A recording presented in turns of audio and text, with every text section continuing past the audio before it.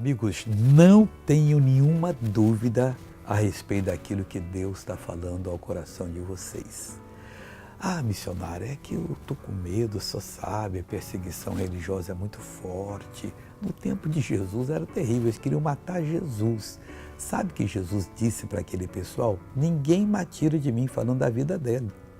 Mas eu de mim mesmo a dou. Ele ia entregar a vida dele, de si mesmo. Nós não somos chamados para ser Cristo, não, pessoal. Somos chamados para ser pregadores de Cristo. Pare de se considerar agora uma vítima, que uma hora dessa vai morrer, não sei lá mais o que. Você não tem esse poder de salvar ninguém, mas tem o poder de testemunhar. Tem o poder para dar e poder para tornar a tomá-lo. É só ele que teve esse poder, nós não temos, mas temos poder para testemunhar.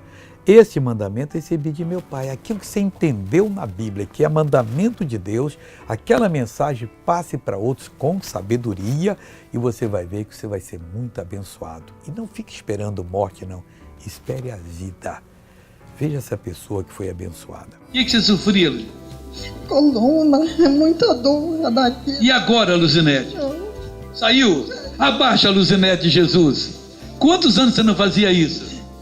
Irmão, eu já até perdi. Estou perdido, porque tem muitos anos. Muitos anos?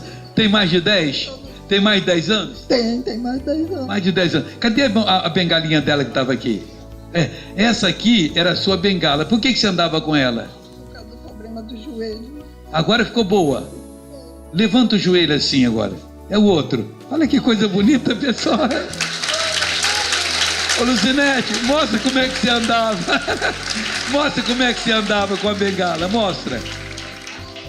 Era assim? Agora me dá a bengala aqui. Você vai pôr ela aqui nas costas aqui. Então anda agora, Luzinete. Olha que bonito, pessoal. Volta, Luzinete. Oh, glória a Deus.